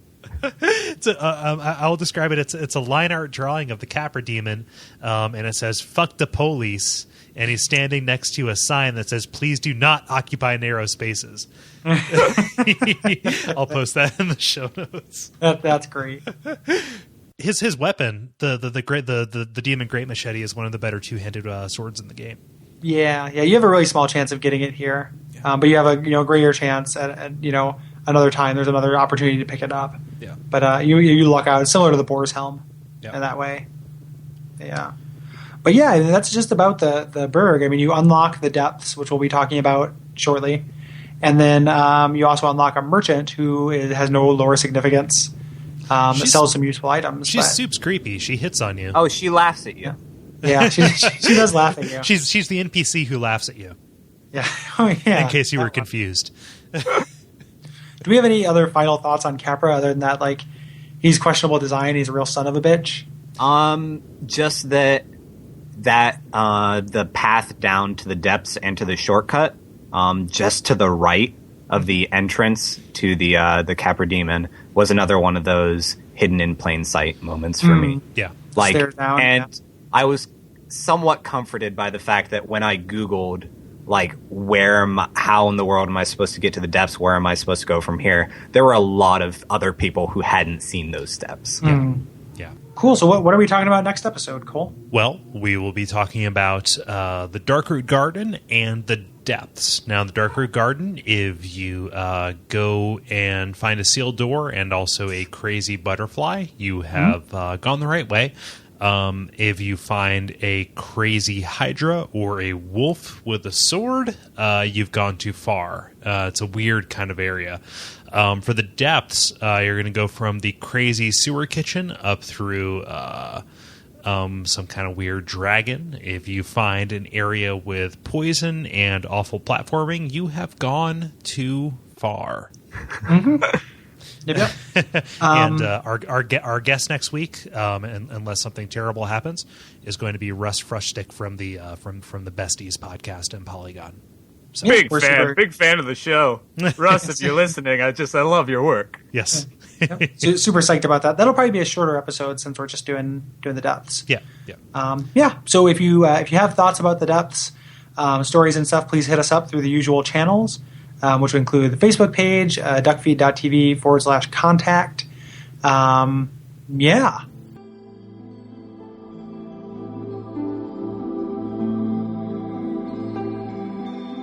So if you have any stories about the depths, please get in touch with us through our usual contact methods, Duckfeed.tv/contact, through the Facebook group. Also, we make a lot of bold claims about lore and mechanics, and we have a good knowledge of this game, but we are continuously being proven that we do not have the best knowledge of it. So if you have corrections for us, please send us to them through those methods as well. And we're going to be having a section during the appendix episode where we read it, called The Tiny Beings Errata, where we talk about all the ways that we got things wrong. So look forward to that next week. And if we got anything wrong during the parish and the Lower Undead Burg, which I'm sure we did, please let us know and we'll read those comments then. Yes. Any publication is only as good as its retraction column, right? Yeah, and our retraction column is long. so we fucked up a lot of things in the first two episodes. If I made any mistakes, just assume that I'm dumb and don't know nothing. Pretty accurate. I just assumed you were running some kind of like psyops misinformation campaign. You're here to sabotage us. I'm one of them spies. You can't see me, but I'm wearing a very large hat. So by way of admin stuff, I know we did this a little bit at the beginning, but where can the people of the internet find you, Tyler? Oh, yeah. So I have my own podcast. It's Ninjas Versus Podcast. That's just VS period podcast. You can find it on iTunes. You can find it on Facebook. You can find it on Twitter. Come and listen to the show, interact with us some. It's a lot of fun. It's not video game themed. It's more just kind of argument, debate, comedy, improv type thing.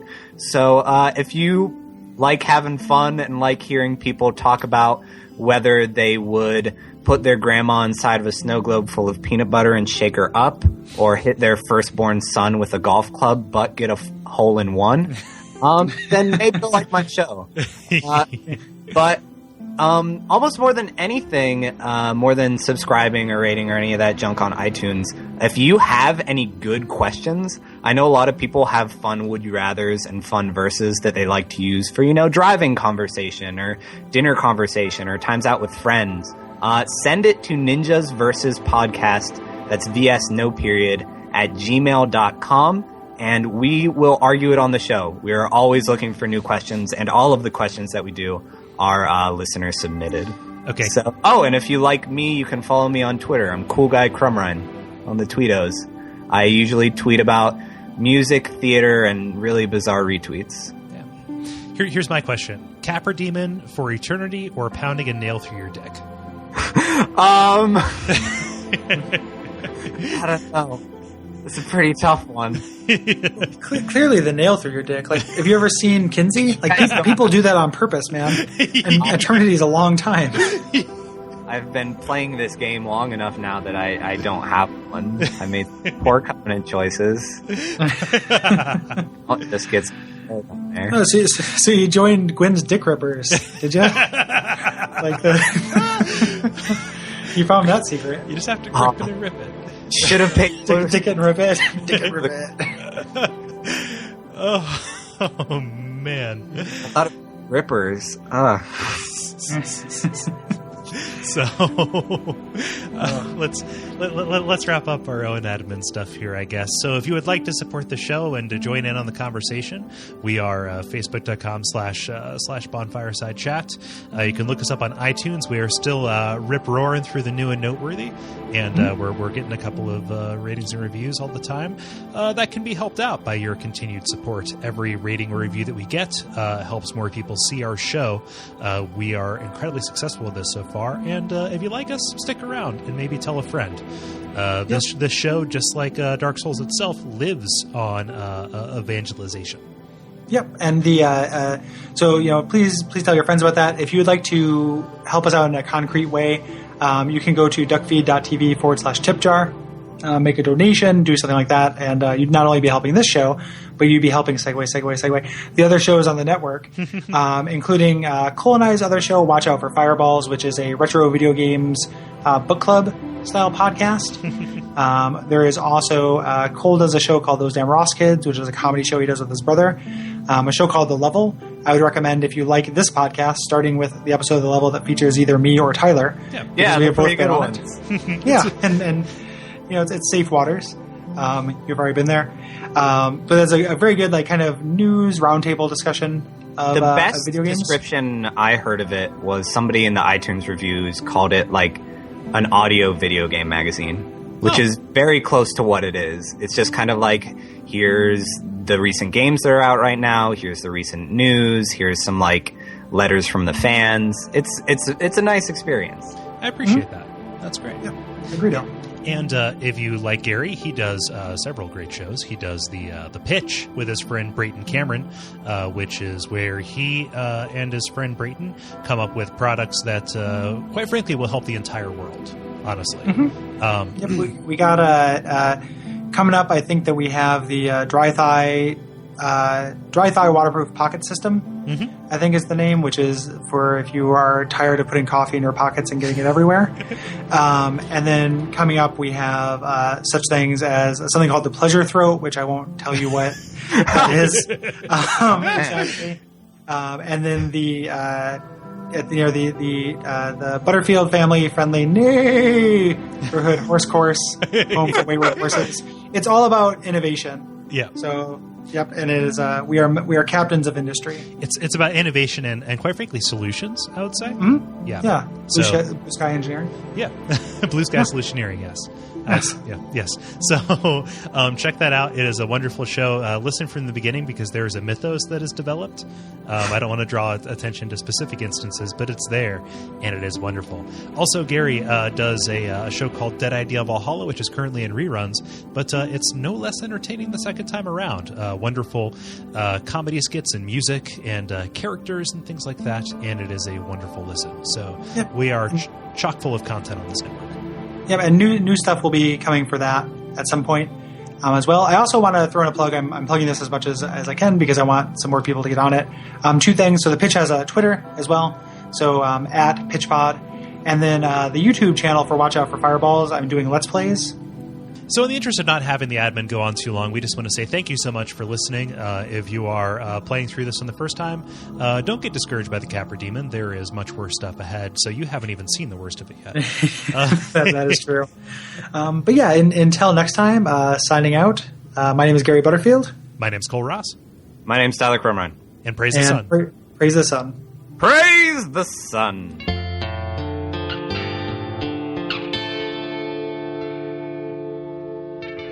And we all pray that we will have far more soon.